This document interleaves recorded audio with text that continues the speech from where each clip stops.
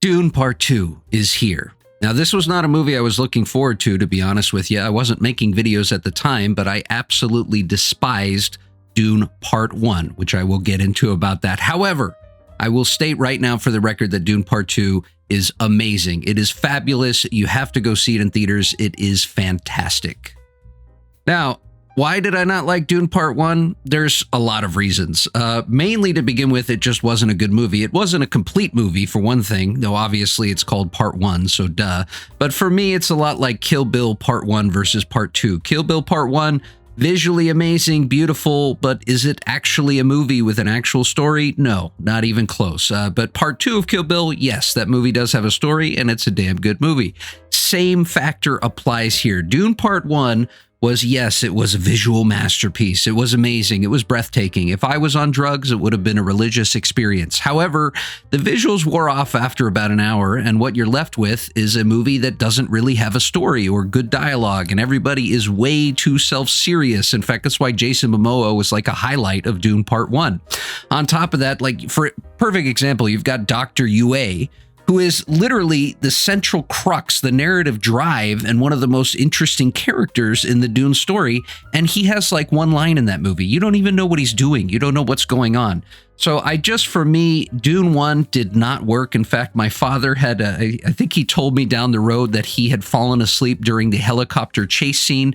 And when he woke up, they were still in the helicopter. I'm sorry, it dragged on. It just, for me, was not a great movie. And so I was not looking forward to Part 2, outside of the fact that that awesome trailer dropped a couple of months ago, and it made me a little more excited. And so I am here today to tell you, yes, it is awesome. Oh, one last thing about Dune Part 1. Sorry. On top of that, I swear to God, it was like every 10 minutes, Paul Atreides would have another vision. It was like another perfume commercial vision of Zendaya with the music in the background going, nah! And he would see her walking on the dunes. And it's like he would go to the bathroom and he would have another vision. I dreaded it. And don't get me wrong, I am well aware that the Dune saga is all about visions and foresight and future dreams and all that kind of stuff. But I'm sorry, I just can't stand this stuff in movies. And maybe it's a personal thing. Critically thinking about it, which I haven't done much of, maybe it's something to do with the fact that we're already suspending our disbelief and entering this fantastical world. The second someone has a dream or a vision, something that did not actually occur, it drives me goddamn nuts. So yes, Dune 1, Part 1, bad. Dune Part 2, good. So general overview here, leaving off from Part 1, we have the great houses. We have a universe, and that was interesting. In Part 1, the story was told kind of in like radio announcements, slowly trying to build the world. A bit of a show, not tell approach, which is always nice.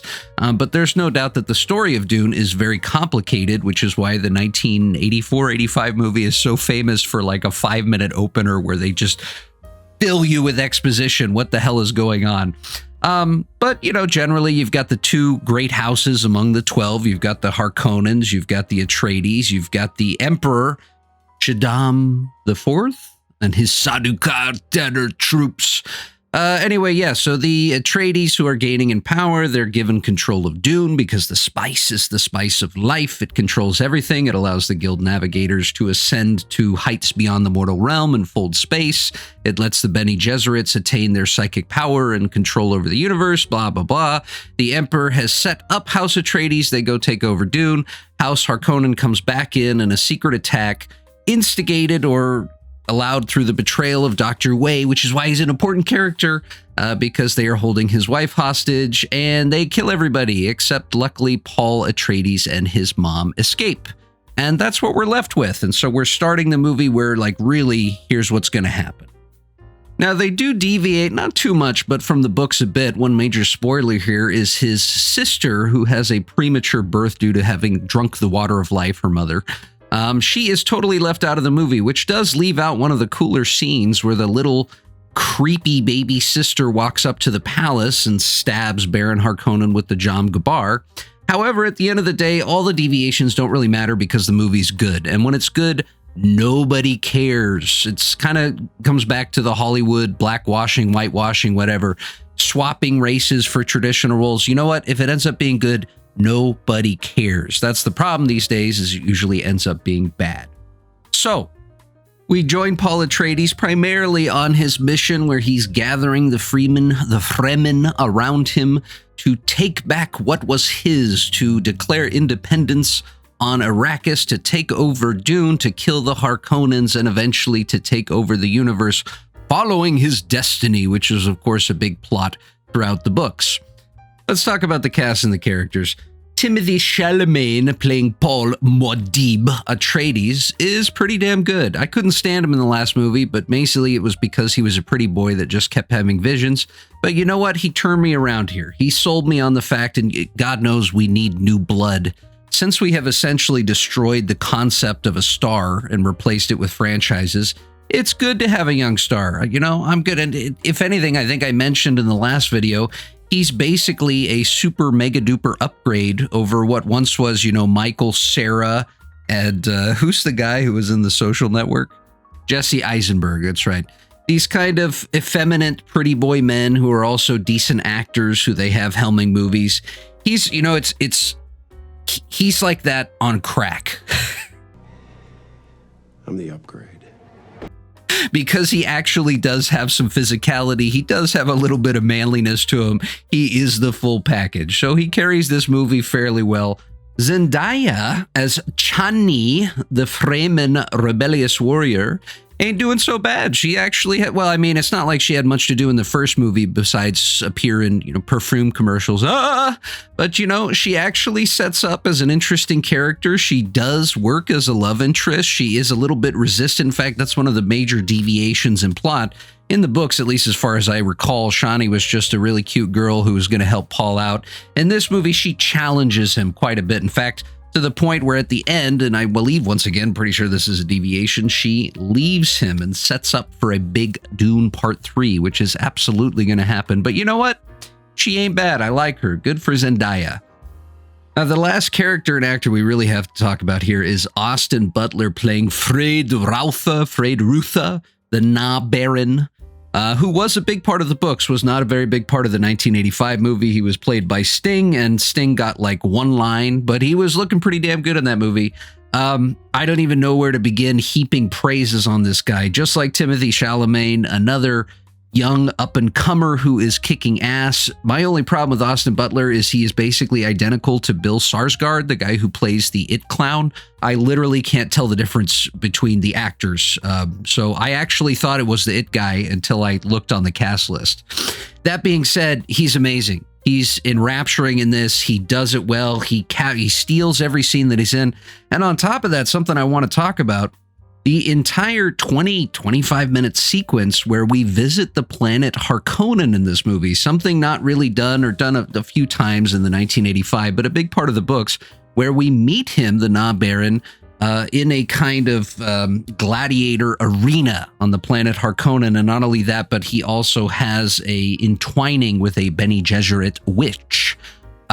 This sequence was so insane. It was so enrapturing. It was so interesting. Planet Harkonnen set to black and white, kind of an H.R. Giger style. I was watching the sequence, and after the 20 minutes we flash back to Dune, I had forgotten that this was what the movie was about. That's how hypnotic that sequence was. Just even that 20 minutes is absolutely mind-blowing that they could carry that so well. What a moment. I mean, just even that sequence alone is worth going to see this movie for. And I mean, they just, like, even the fireworks are done in this bizarre Rorschach kind of inkblot style. And the whole sequence is almost like a dream. It has a dreamlike quality. But the good news here is it's actually happening. So I don't have a problem with something having a dreamlike, fantastical quality. It just has to actually be happening. So thumbs up to that. Amazing, amazing. Probably the last standout here is Javier Bardem, who was just whatever in the first movie, but he didn't have much of a part. Here, he actually takes the place of somewhat of a comic relief, which really actually helps move the sequences along, but he throws himself into it, and he's damn good. I'm happy with him there. Now, the rest of the cast, what can you say?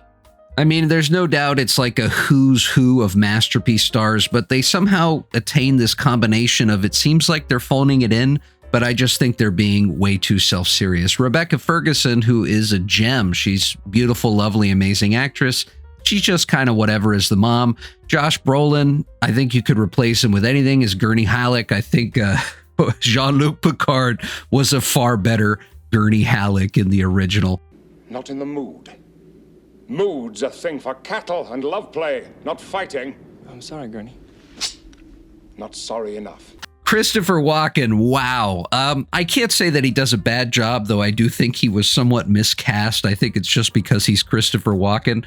He does okay, but there is one sequence during the final battle where the Fremen are evading. They're invading the Emperor's palace, who has landed on the planet. And this is certainly not a spoiler. This book is, 70 years old at this point.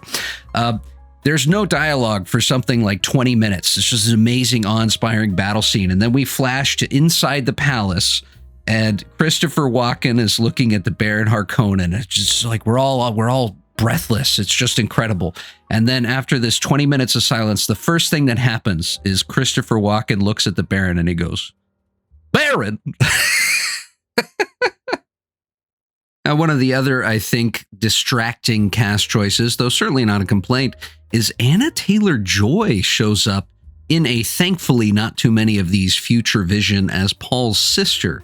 And this was the first thing that tipped me off to say, hey, wait a minute, are we doing a part 3? Is this a Dune franchise now? I think she's just too famous and it's too distracting when she shows up and she is, you got those giant almond eyes. So I was too busy thinking about that rather than enjoying this strange future vision sequence. Then again, I never did enjoy the future vision sequences.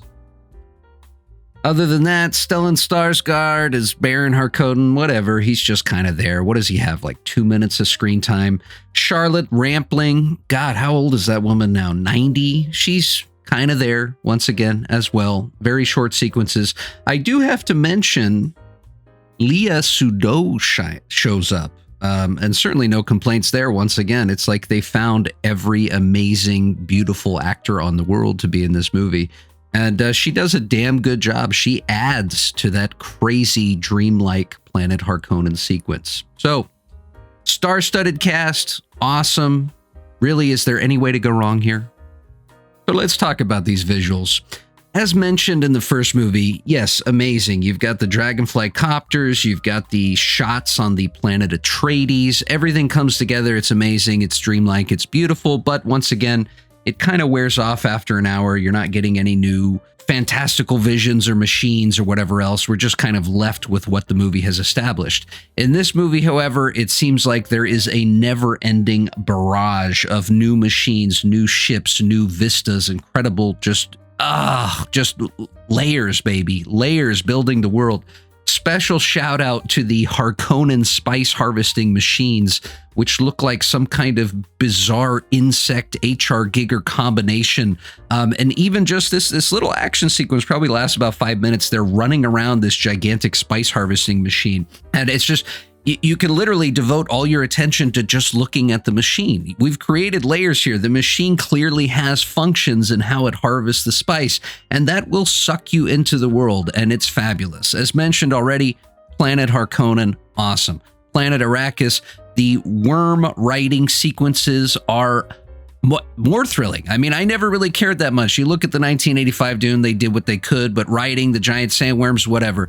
They make it so goddamn thrilling. The sequence where Paul grips onto the grandfather worm and is riding it through the desert is one of the most thrilling sequences I've ever seen. It carries every second of your attention. So unlike the first movie, the visuals do not let up. They never stop. They are fabulous. So in conclusion, go see Dune 2, Part 2. Go see it in theaters. It is the real movie we've been waiting for. It is the cure to Dune Part 1, a fantastical, amazing, big budget, but rather underwhelming film. Here, you have love, you have the effects, you have enthralling worlds. You just, I forgot to mention Florence Pugh, but I mean, there's a reason why I forgot to mention her. She's totally forgettable. However, go see this movie. It's fabulous. There are not enough amazing movies these days. In fact, I think the last great movie I saw was Saltburn. But in terms of someone who loves sci-fi, someone who loves fantasy, here we have something that for me is comparable if you're looking at Blade Runner, you're looking at an independent, non-Star Wars sci-fi movie that is adult, that reaches those heights, that has those thrilling moments, that has those visuals, that will take you away for 3 hours from the real world and just have an adventure. Cannot recommend it enough. Love it. Hope to see you guys again sometime. Peace out.